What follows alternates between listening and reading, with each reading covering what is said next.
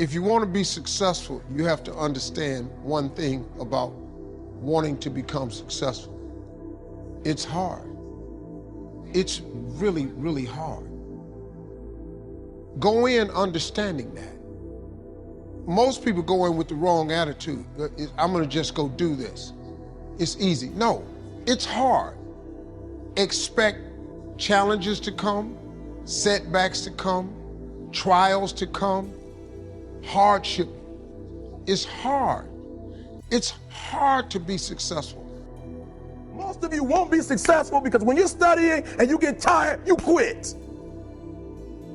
And I'm here to tell you today, if you somebody came in my office the other day crying. I said, look, don't cry to give up, cry to keep going. Don't cry to quit. You already in pain, you already hurt, get a reward from it. Don't go to sleep until you succeed. Listen to me. I'm here to tell you today that you can come here, you can jump up, you can do flips, you can be excited when we give away money, but listen to me, you'll never be successful until I don't have to give you a dime to do what you do.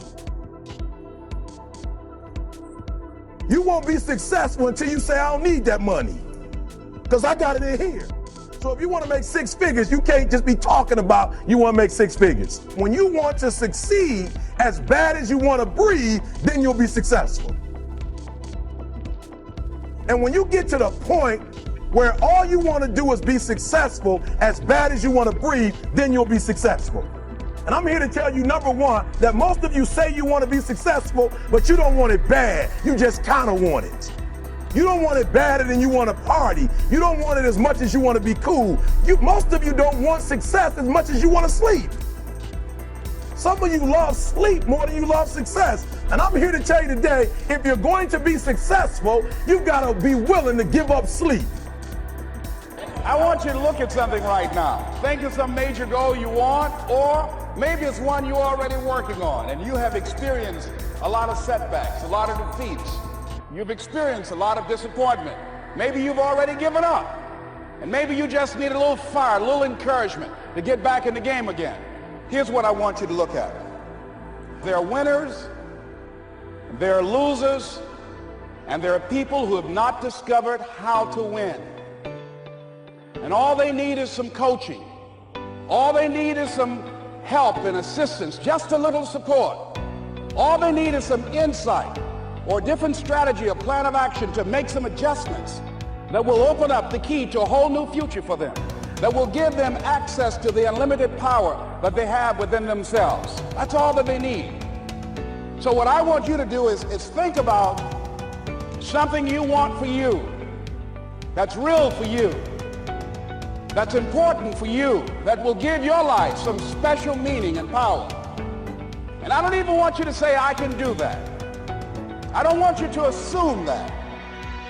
Sometimes life's going to hit you in the head with a brick. Don't lose faith. I'm convinced that the only thing that kept me going was that I loved what I did.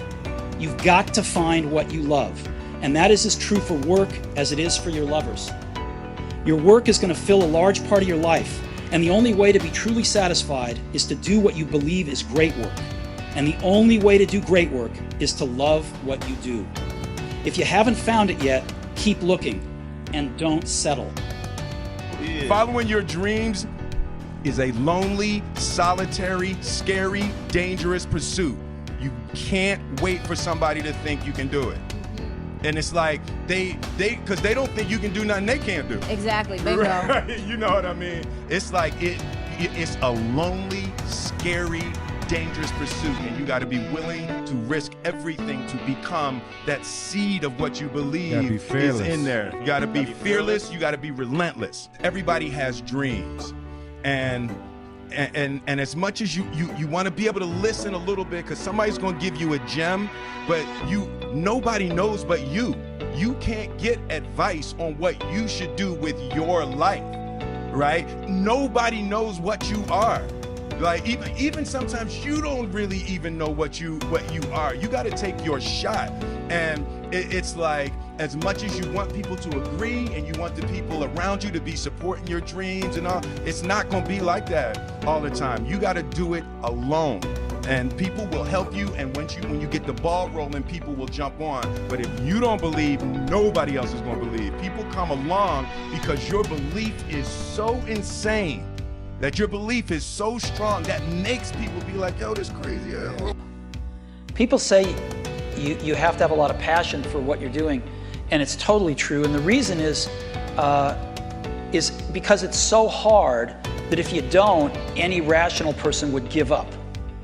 It's really hard, and you have to do it over a sustained period of time. So if you don't love it, if you're not having fun doing it and you don't really love it, you're going to give up.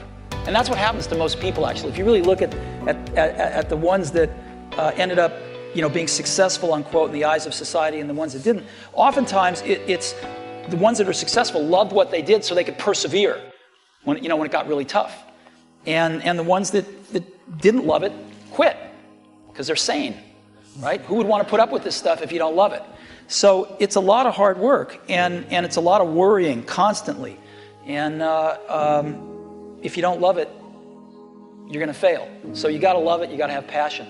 And I think that's the high order bit. The second thing is you've got to be a really good talent scout, because no matter how smart you are, you need a team of great people, and you've got to figure out how to size people up fairly quickly, make decisions without knowing people too well, and hire them, and see how you do and refine your intuition, and be able to help build an organization that can eventually just build itself, because you need great people around you. You say that every day to yourself. It's possible.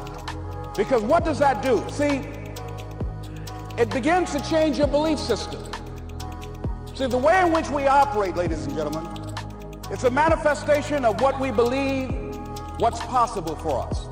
Whatever you've done up to this point, all that it really is a duplication, it's a reproduction of what you believe subconsciously that you deserve and what's possible for your life. Most people operate out of their personal history, out of their memory, things they've done, things they've experienced, things they've seen, things that they have observed.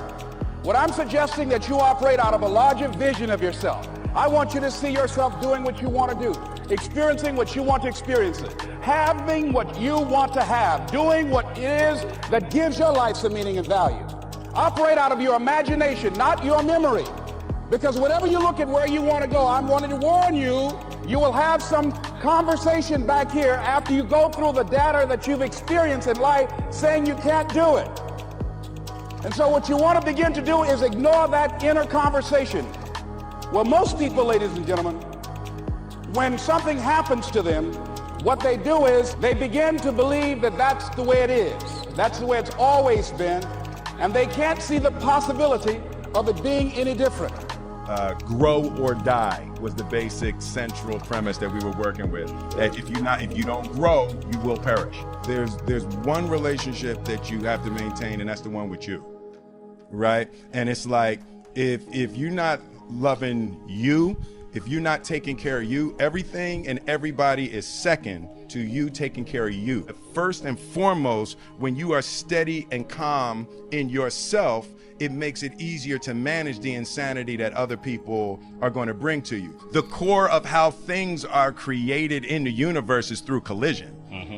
So you got to be prepared to collide if you want to create something. Only sustainable mission throughout your whole existence is to improve lives. And as soon as I made the shift in my mind from trying to be big and trying to have money and trying to be popular to making sure that I improved lives every step of the way on this earth, then all of a sudden I started experiencing healing. Of course, it was impossible to connect the dots looking forward when I was in college, but it was very, very clear looking backwards 10 years later. Again, you can't connect the dots looking forward. You can only connect them looking backwards. So you have to trust that the dots will somehow connect in your future. You have to trust in something, your gut, destiny, life, karma, whatever. Because believing that the dots will connect down the road will give you the confidence to follow your heart, even when it leads you off the well-worn path. And that will make all the difference.